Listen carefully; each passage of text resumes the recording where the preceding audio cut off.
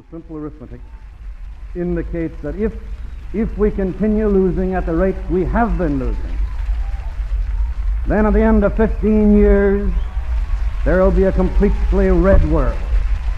And keep in mind that there's no indication at all, no indication whatsoever that the course is being changed. During the 1940s and 1950s, that alien force was communism, and the counter-subversive tradition expressed itself by demonizing the American Communist Party, making communism into an evil caricature of itself, and transforming its adherents into abnormal beings. That was a quote from Ellen Schrecker's book, Many Are the Crimes, McCarthyism in America, and it perfectly demonstrates the air around communism and communists in the 1940s and 50s. These years marked a fragile point in United States history, having fought a world war and immediately going into a quote-unquote secret war with the Soviet Union. Political tensions were high, and this proved a perfect breeding ground for a junior senator from Wisconsin named Joseph McCarthy to incite fear and hysteria into millions of American citizens' hearts and to change the course of history forever. During the 1950s, McCarthyism was the idea that communists were infiltrating the United States, reaching all facets of American life.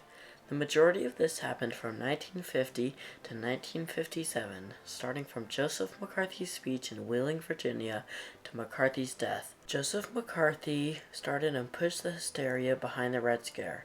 During this period, no one could be trusted because mostly everyone believed that communists from European countries were planted into American life and were actively trying to shift our country to a more communistic society. McCarthyism happened nationwide because people believed that communist infiltration was everywhere. McCarthyism pushed the frontier of how an idea that could scare a country could be feared and spread nationwide so easily. To give context to this, we have to go to Russia, where things were not well. They were having a tough time with strikes, rallies, and demonstrations protesting Russia's involvement in World War I. Russia's ruler, the Tsar, advocated power due to the revolution and government being a veritable free-for-all for power. At first, this was all mostly peaceful, but a new communist party led by Vladimir Lenin, named the Bolsheviks, came to be the more influential party, eventually winning control over the government, however forcefully. The provisional government, formed after the Tsar's advocation, didn't take a liking to this and started an offensive against the Bolsheviks. Aligning with their values and not wanting to lose the Eastern Front and Russia to communism, the Allies sent troops. The major players that sent troops were the United Kingdom, France, and the United States. Sending troops gave publicity to the revolution in Russia and the US, and people started to fear it. They feared that immigrants or even Americans would overthrow the democracy like in the revolution. This idea got capitalized on by a series of anarchist mail bombings in April 1919 that were sent to 36 government officials. Then, in June 1919, 9 bombs were blown up simultaneously in 8 cities, likely sent by the same people in April. This series of bombings killed 2 people and 2 were injured. The theme between all these bombings was that they were all sent for anti-immigration and anti-anarchist officials. This sparked the Bureau of Investigation to investigate the source of these anarchist movements. A. Mitchell Palmer launched this movement with the Palmer Raids, which made local police hunt suspected anarchists and radicals. 2 waves of these raids happened, the first rounding up suspected anarchists and radicals and deporting them, and the second wave turning it to 100 and mass arresting people across multiple American cities. Ultimately, the second wave was a massive failure, and most people arrested ended up walking due to a lack of arrest and search and seizure warrants. This leads us to Joseph McCarthy's military past. During World War II, McCarthy was an intelligence officer for a bomber squadron. He volunteered to ride along and observe in the tail gunner seat in 12 missions. Photos of him show him in a combat uniform riding in the plane, but those were not because he was flying, just because he was observing. Later in his career, he lied about his role in the military, claiming he was in combat and that he earned multiple air medals and the Distinguished Flying Cross. He also forged a letter of commendation from his commanding officer to corroborate his story. This earned him the nickname Tail Gunner Joe to mock his claim to be a tail gunner during the war. In 1947, an executive order went into effect that pushed the start of the Second Red Scare. Executive Order 9835 was put into effect by President Harry S. Truman, which read that all people to be employed or already employed by the executive branch of the government had to take a loyalty oath that they weren't affiliated with organizations described as totalitarian, fascist, communist, or subversive. Later, the Korean War started when Communist North Korea invaded South Korea and America came to the aid of South Korea. This especially painted the picture that communists were the enemies, we are fighting against them. Joseph McCarthy was voted in as senator for Wisconsin in 1947, and McCarthy did nothing of note till about 3 years later. February 9th, 1950. McCarthy takes the stage at the Women's Republican Club in Wheeling, West Virginia, on the annual celebration of Lincoln's birthday. The topic? Communist Red infiltration in America and American politics.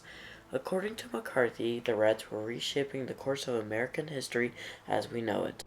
An excerpt from that drives his point home reads, "The real, basic difference, however, lies in the religion of immoralism. Invented by Marx, preached feverishly by Lenin, and carried to unimaginable extremes by Stalin, this religion of immoralism, if the red half of the world triumphs, and well it may, gentlemen, this religion of immoralism will more deeply wound and damage mankind than any conceivable economic or political system."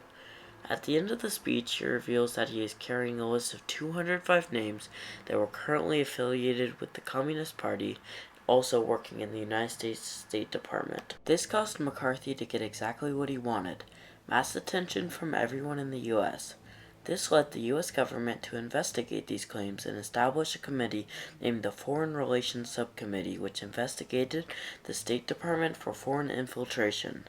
This also led to the Senate establishing the Internal Security Subcommittee, which McCarthy worked with to expose alleged communists.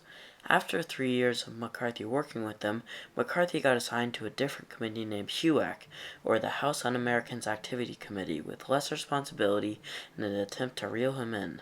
His response was to create a subcommittee inside the committee named the Permanent Subcommittee on Investigations, which allowed McCarthy to continue his communist crusades, now to an even fuller extent.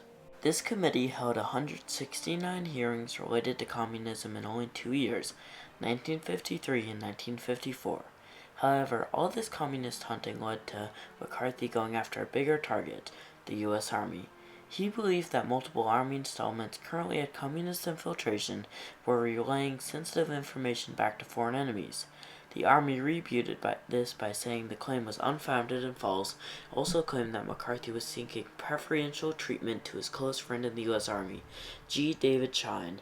Thus, a legal battle started, seeing Joseph Welch as the Army's counsel against Roe Cohen, McCarthy's counsel, in a mass televised legal battle. Televising the trial was a fatal mistake for McCarthy, as this showed audiences his bullying-type tactics being used and eventually led to his downfall. The trials lasted for 56 days from April 22nd to June 17, 1954.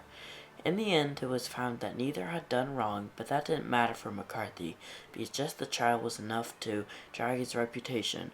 More people started disapproving of him and his methods, and while maybe not directly, this led to the Senate censuring McCarthy and ending his all-powerful reign. After flaunting his non-communist views for a few more years, he succumbed to hepatitis, most likely onset by alcoholism. He lived from November 14, 1908 to May 2, 1957, and made an enormous impact on America in his short 48 years. The fallout of McCarthyism was felt nationwide, especially the years following in the U.S. McCarthyism affected all trade between the U.S. and communist countries in the East, such as the Soviet Union, People's Republic of China, and some minor Eastern European countries. Another effect was that the U.S. didn't officially recognize the People's Republic of China till 1979, even though it was formed in 1949. A long-term effect was that the American Communist Party never recovered from the stigma of the 50s and ceases to be a major political party today. McCarthyism is still a tactic employed in the modern age, still being effective and simple to make unfounded claims without substantial evidence. McCarthyism broke a frontier of creating mass fear, especially of foreign infiltration into America's government, creating mass polarization of the government, which has had lasting effects that impact the public and private lives of American citizens today.